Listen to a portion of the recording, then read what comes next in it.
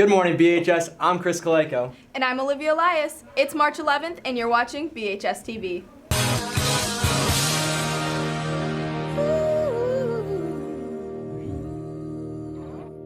Hey, Olivia, have you ever been to the Campus Life Center? Not yet, but I'll have to check it out sometime. Well, let's send it over to Sahil to see what it's all about.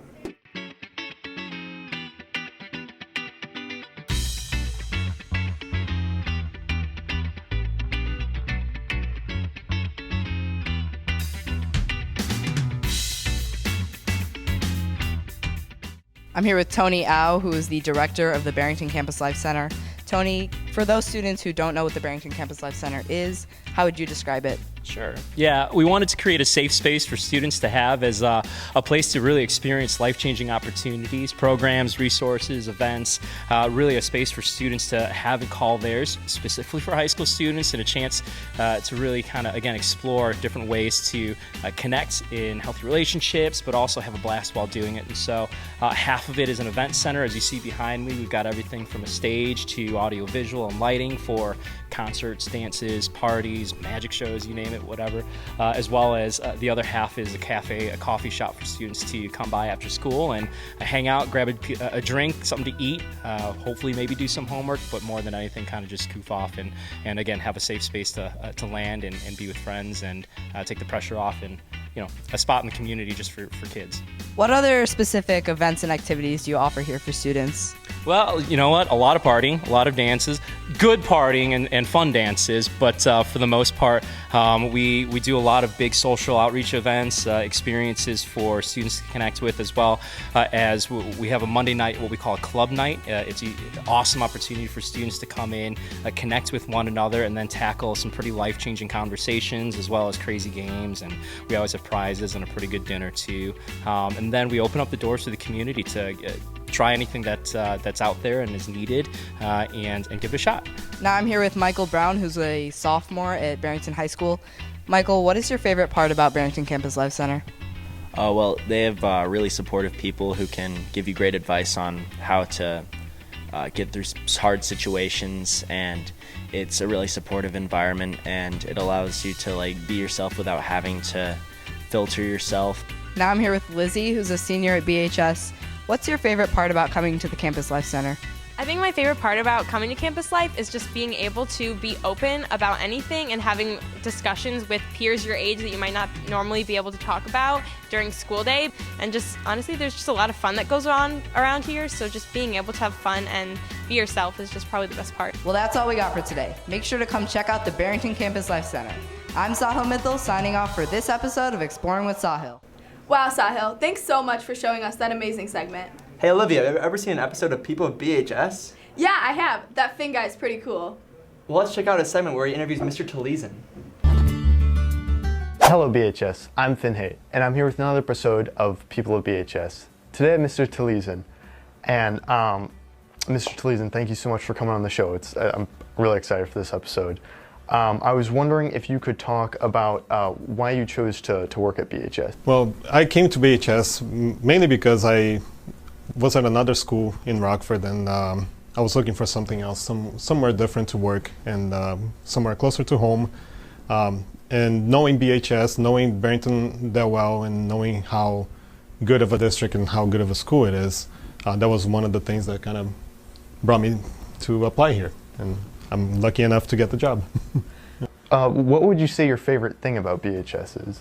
My favorite would be the people, either the staff members, the students. I've been here 2.5 years, and I enjoy getting to know people. I enjoy talking to the students. I enjoy talking to the staff members. It's just a nice, friendly environment that you don't see a lot of places. I would say it definitely is a friendly environment.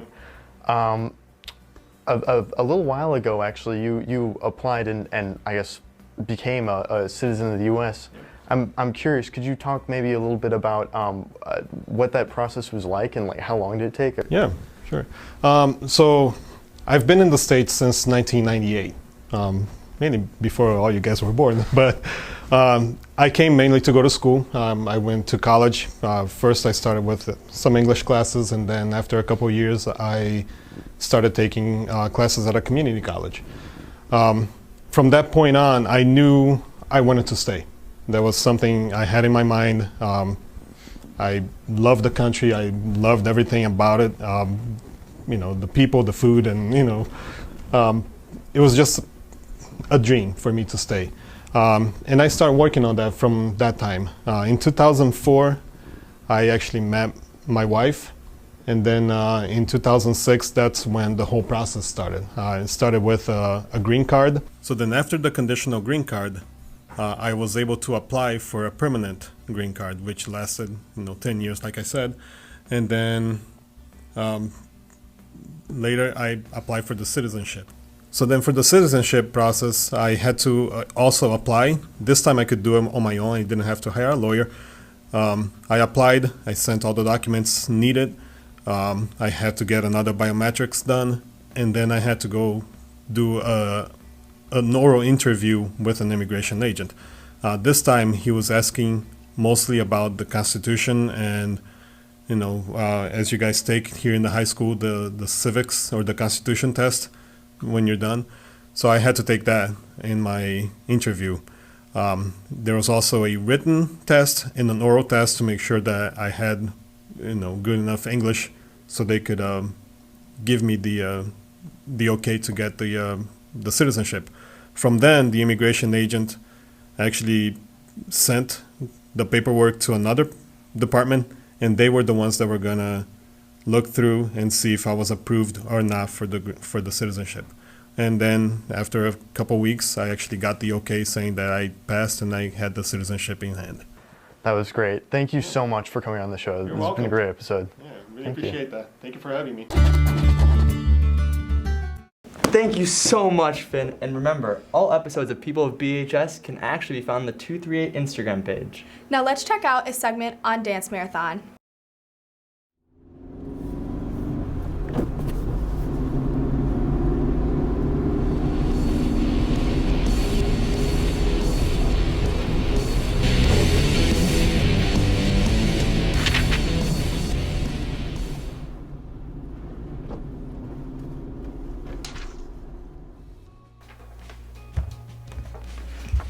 Hey, do you know anything about this dance marathon? Really? You're telling me you've never heard of Dance Marathon? Well, no. Well, it's a dance, obviously. Yeah, well, I know it's a dance, but what's it all about? Okay, well, essentially, it's this dance with the purpose of raising money for the kids at Lurie Children's Hospital. It's a pretty casual night. Everyone just wears their Dance Marathon shirt and some shorts.